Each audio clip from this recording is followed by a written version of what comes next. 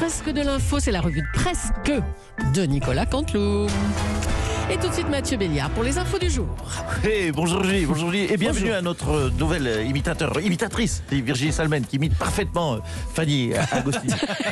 Allez, bienvenue sur Europe 1. Europe 1, l'info du jour, c'est Jean Castex, vous le savez, notre Premier ministre qui a annoncé la suspension des vols avec le Brésil. Enfin, afin de limiter la propagation des variants brésiliens. Ouais. Cela fait des jours que les autorités alertaient le gouvernement, c'est vrai. Et oui, maintenant, on connaît donc du coup la devise de Jean Castex. Ne jamais faire le jour même ce qu'on peut faire le jour où il est trop tard. Pas mal Bien comme vu, devise. bien, très bien. Bon, Oui. en même temps, là, Julie, la France qui suspend ses vols vers et en provenance du Brésil, ok, mais on n'avait déjà pas le droit d'aller en Ile-de-France ou en Eure-et-Loire, donc bon.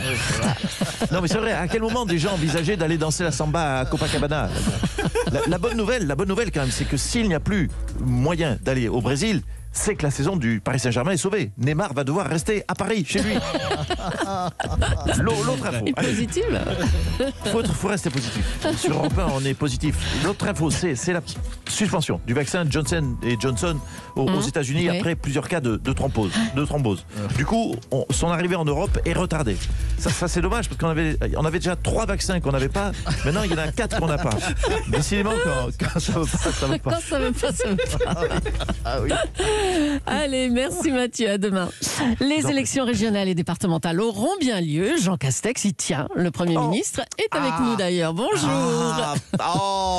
Vous m'avez caché, Madame Julie, ma belle surprise que je vous annonçais pour les Français. Oh, je suis désolé, Jean Castex. Bon, je la refais. Allez-y. Ils vont être fous de joie, vous allez voir. Attention, 3, 4. Françaises, Français, mes chers compatriotes, les élections régionales et départementales auront bien lieu.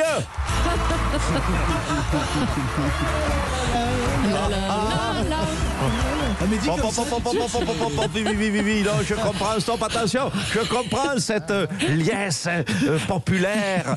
Vous avez envie, je comprends, mes chers compatriotes, de sortir sur les Champs-Élysées, comme pour France 98, pour fêter ces élections à venir. Mais reprenez-vous, mes compatriotes, reprenez-vous. C'est interdit de fêter quoi que ce soit. Bon, alors, après cette énorme bonne C'est nouvelle, Jean Chalençon.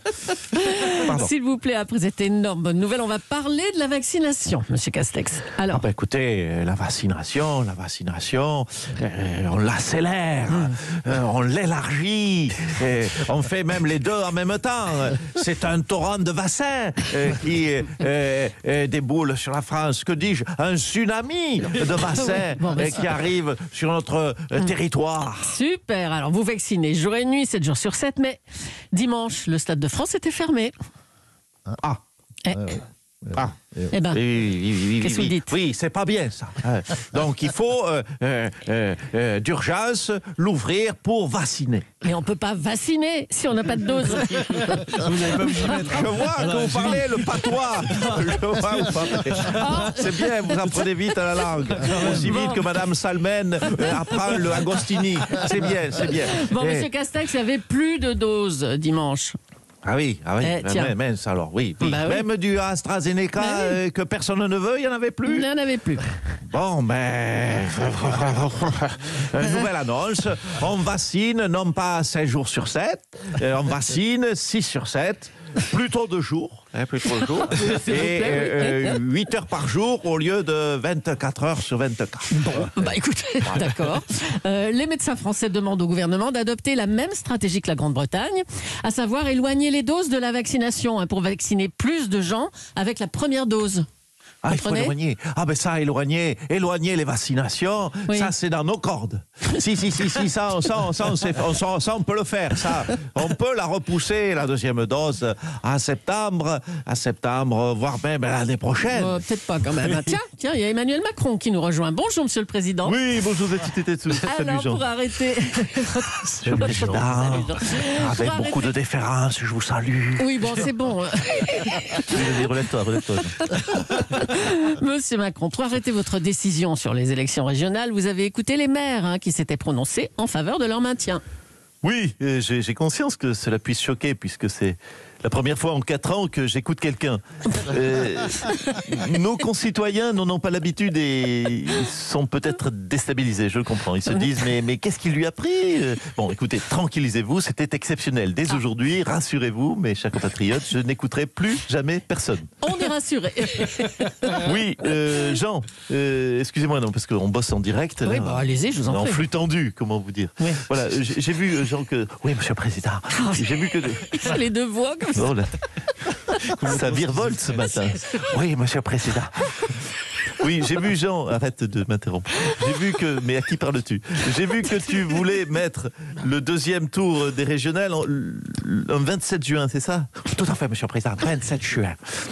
Bien, c'est bien. Les Français se demandaient où ils allaient partir en vacances cet été. Ben voilà, ils vont aller dans l'isoloir. Bravo, Jean, c'est bien.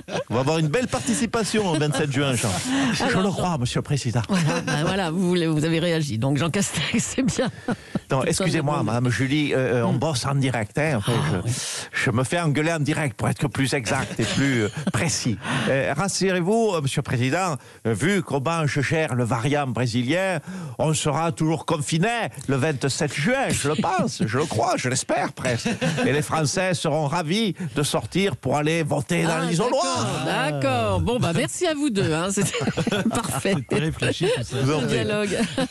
Il commente la situation en France mieux que personne. François Hollande est avec nous. Bonjour, monsieur Hollande. Ah, j'apprécie. Ouais. Très beau lancement, même Julie, je ne suis pas habitué. Il commente la situation en France mieux que personne. Ah, vous avez vu ça? Oui, c'est un très beau chapeau, très beau lancement. C'est vrai que je suis meilleur à juger les autres qu'à faire. Je suis comme Raymond Domenech, je suis meilleur entraîneur que joueur. Il n'était pas un grand joueur et pas un grand entraîneur non plus, hein, Raymond Domenech. Oui, c'est pas faux, c'est pas faux. Mais tout de même, il a pécho Estelle Denis. Hein, et moi, j'ai pécho Julie Gaillet. Oui, c'est là où, quelque part, nous avons ce point commun, on se ressemble, on a quelques lacunes, mais on est bon avec les meufs. Oui, bon, on peut parler. On est en antenne, rassurez-moi, même Julie, on est en antenne, là. Non, on est sur Europe 1 en direct. Oh, merde, mais prévenez-moi. On peut parler politique, s'il vous plaît. Hein. Oui, bien sûr. Les élections régionales vont donc être repoussées au 20 et 27 juin. Oui, c'est marrant. Hein. J'ai comme l'impression qu'il veut pas y aller, le gamin. Il veut pas aller prendre sa petite rouste. Hein. Au début, il avait proposé 14 juillet, 15 août pour le premier et deuxième tour, et ça se voyait trop, hein, franchement. Alors il s'est dit, tiens, 27 juin, c'est pas mal. Il y aura personne, un taux d'abstention de 96%, je vous le prédis. Et dès le lendemain, tout le monde est barré en vacances. Les émissions de télé sont fermées pour 2 mois, pas de débrief, tranquillou. Non, ça va passer tout seul, ça va passer crème, comme dirait M. Bénès. Tiens, puisque vous êtes là, un mot de cette info. Là. Oui, l'ancien je suis là, siège, bien là, posé sur mon siège, sur mes deux l'ancien sièges. siège, là je parle du siège du PS à Paris, a un nouveau propriétaire. Hein. Vous avez été longuement premier secrétaire du Parti Socialiste, vos bureaux étaient là-bas.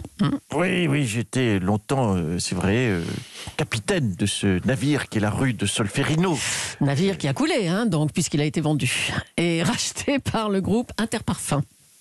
Oui, Ça vous fait rire, monsieur Bégard?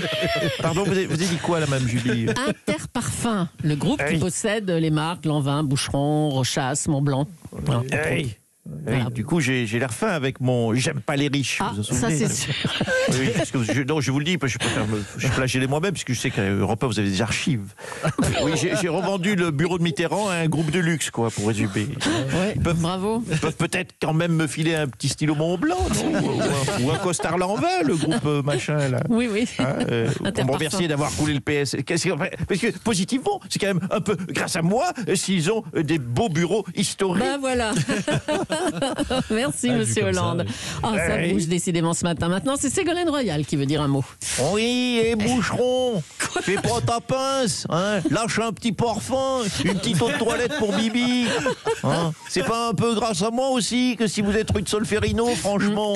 Non, c'est pas grâce à moi, c'est surtout Benoît Hamon qui a fini le travail. Mais lui offrez rien, ça lui va pas les costards. Avec un costard, il fait serveur, Benoît Hamon. Oh là là, arrêtez, on vous laisse, hein, Ségolène Royal. À bientôt.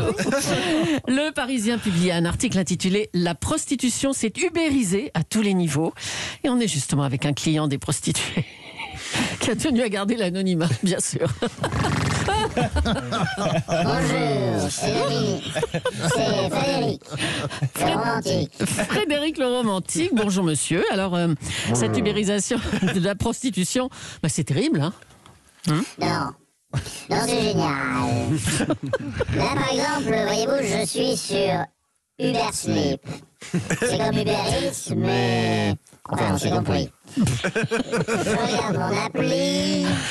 Ah, j'ai Tatiana qui est à 5 minutes de chez moi. Ou alors j'ai également Svetana qui est à 15 minutes. Ah non, pardon, Tatiana c'est Uberpool. Faut y aller à plusieurs. Bon, j'ai validé Svetana. En réponse... Votre commande est en cours de préparation. Svetana sera chez vous dans 14 minutes. Pour raison du Covid, votre relation devra se faire masquer et devant la porte. Oui, non, c'est pas très pratique, ça.